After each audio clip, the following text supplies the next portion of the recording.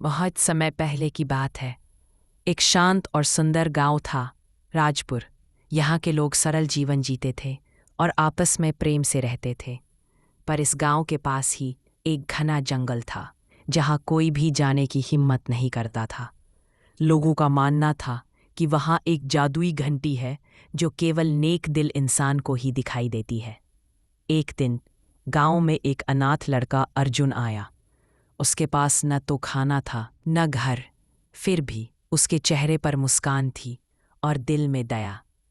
गांव के लोग उसे दया से कुछ खाना देते, पर कुछ लोग उसका मजाक भी उड़ाते। एक दिन अर्जुन जंगल की ओर चला गया, लकड़ी बीनने के लिए।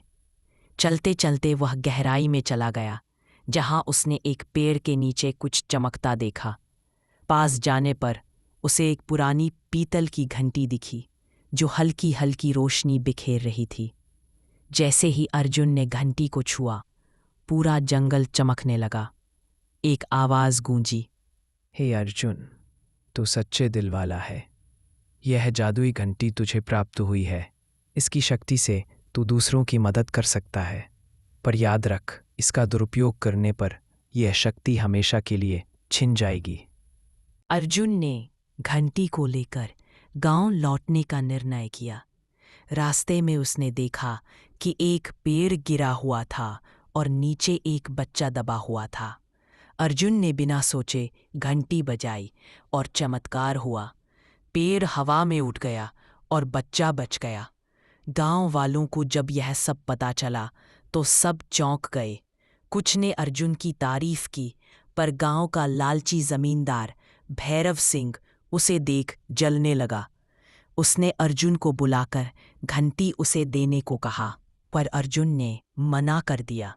भैरव ने चालाकी से एक रात अर्जुन से घंटी चुरा ली और उसका उपयोग अपने स्वार्थ के लिए करने लगा।